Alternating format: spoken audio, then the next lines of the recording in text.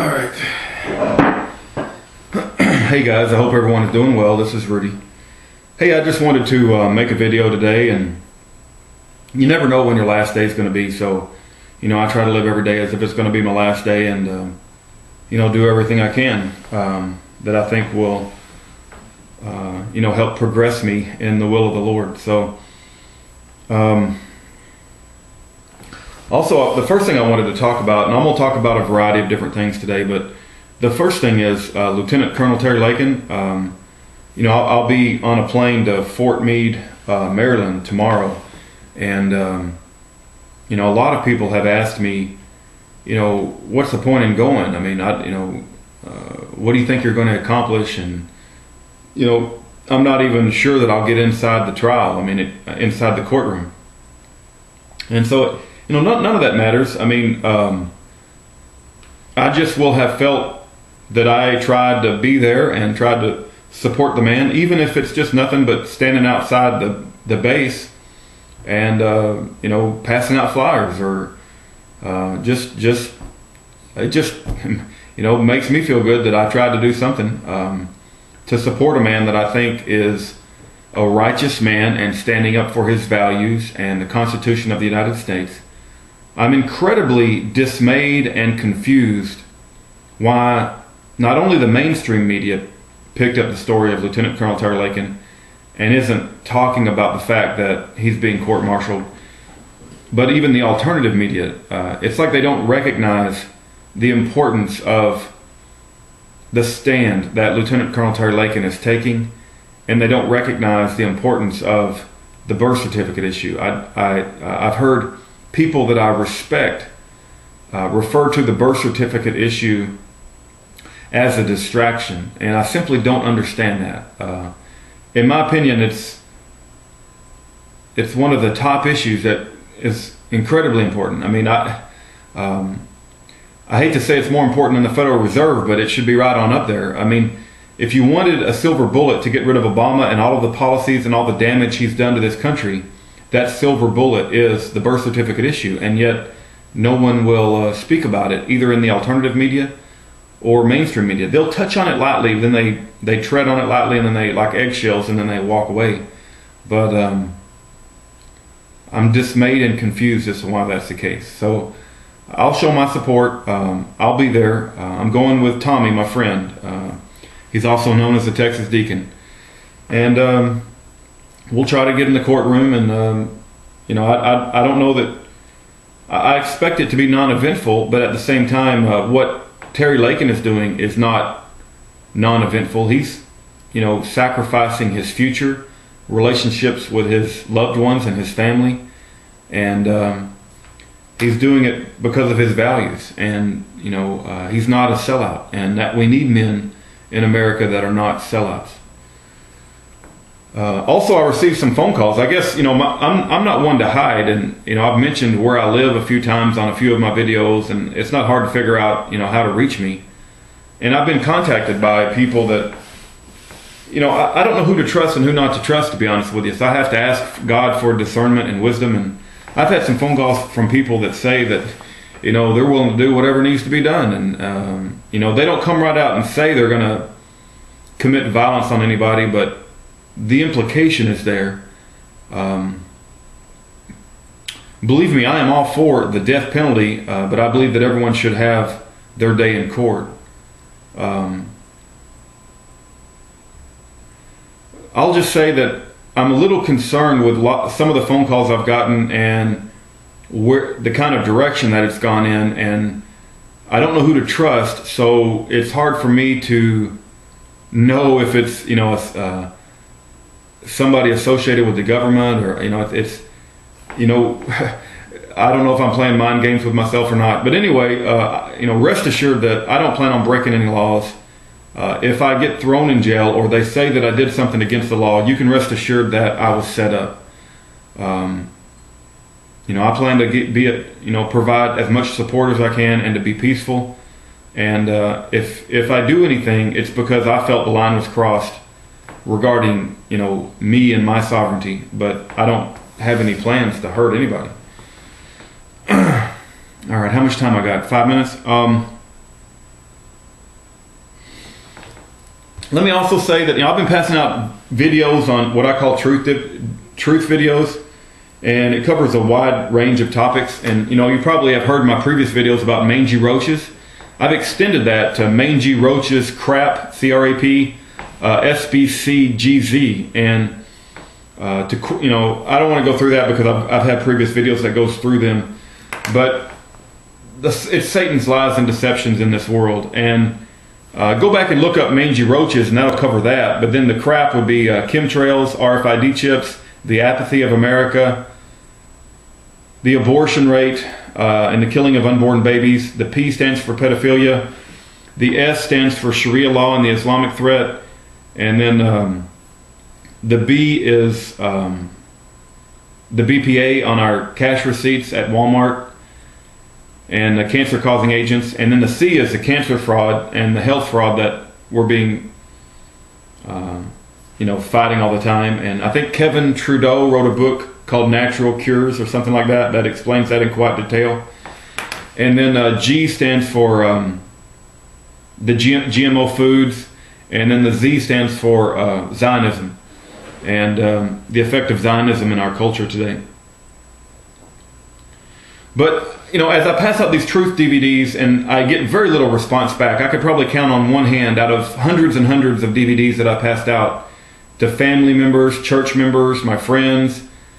I could count on one hand the people that have responded back to me, and I have to ask myself, why aren't these people responding back to me? And I don't know if it's a mixture of unbelief mixed with a fear, or an inability to comprehend an evil that's this organized and this widespread. Let me give you a personal example. When I first heard about chemtrails, I probably heard it first from End Time Watchman, also known as Billy. And at the time he said it, I thought, well, I really like Billy, and I like the message he puts out on YouTube, but the chemtrails thing is a little far-fetched, and it's okay that we disagree. And I didn't ridicule Billy for talking about chemtrails, but I thought, why wouldn't, that would just be too hard to cover up. And I just couldn't fathom that, they're spraying us with aluminum, barium, strontium, and ruining our air and our soil, and the tie-in with global warming, and also the tie-in with Monsanto. And I didn't believe in the beginning, but after looking into it more and more and researching it, I am now a believer in chemtrails. And so it took me a while to go from that situation of unbelief to belief based upon research. Now, I guess it's possible that when I hand out these truth DVDs to my friends and my coworkers and people at church, that they're in that stage of they just are not able to fathom, a wickedness that's so organized and so widespread. And so they refuse to believe it. I have a hard time believing they're all cowards. I mean, I just don't believe they're not speaking up because of fear. I believe they probably just have a hard time fathoming a wickedness that's that big. Let me give you another example. And I'll play this clip right now, and let me play it right now. We cannot continue to rely only on our military in order to achieve the national security objectives that we've set. We've got to have a civilian national security force that's just as powerful, just as strong, just as well funded. Okay, you saw that clip of Barack Obama saying we need a national civilian defense force just as big, just as well funded, just as powerful as the military. When I played that before some friends of mine, they said that you can't believe everything you hear on the internet, and there's no way that he said that. And so we all know that he said it, but some people just can't believe that he said it, even if they see him say it, because they believe that video can be manipulated and images can be manipulated. So it's a progression, I guess, and it takes people, time to realize and to fathom and to, get enough evidence to make that click that, there is a wickedness in the world that is very organized and is very widespread.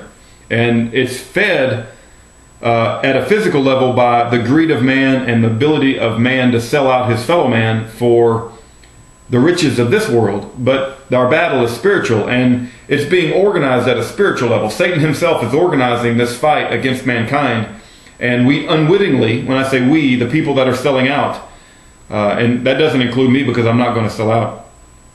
But the people that sell out unwittingly play into Satan's plan, and Satan has a role for all of these people to play.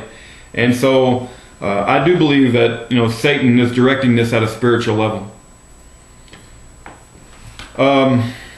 Also, I'm going to put a reference in the information bar on a guy that he tried to defend Ayesha and Muhammad. And Ayesha was 54 years old when he had sex with a 9-year-old. So this guy tries to defend her and his actions. I'm sorry, defend Muhammad and his actions. And he goes through some sort of rigmarole saying that young girls matured faster back then and Muhammad brushed his teeth. And, I guess it's okay if a pedophile molests a child if he brushes his teeth first. I'm not sure where he was going with that. But, you see, all the Arabic people and all the Muslim people will hate me for bringing up that issue with Muhammad being a pedophile and setting a terrible example for the rest of us. They'll hate me, right? They think I'm a big racist redneck and they don't want to be associated with me. I've lost friends over this because I say that. And that's a truthful statement. Muhammad was 54 years old, had sex with a 9-year-old, and there's no way to defend that. It simply is an incredibly terrible thing. And Muhammad is not a good example to follow your life after. But having said that, and all the hatred comes my way. I'm a big racist redneck. I'm a hillbilly. I'm just some country boy who don't know anything. I'm also the first guy that will say and stand up and speak to all of my fellow Americans and say killing 1 million Islamic people in this Afghan and Iraq war is absolutely wrong. And we should not have done that, and we should stop doing it as soon as possible. And that, we're all children of God, even the unbelievers and even the misguided. And that we should not have killed those people. Now, it's very rare that you'll ever find somebody that, will make a video or, try to tell the truth. Because when you tell the truth, you lose all friends. And I've pretty much given up on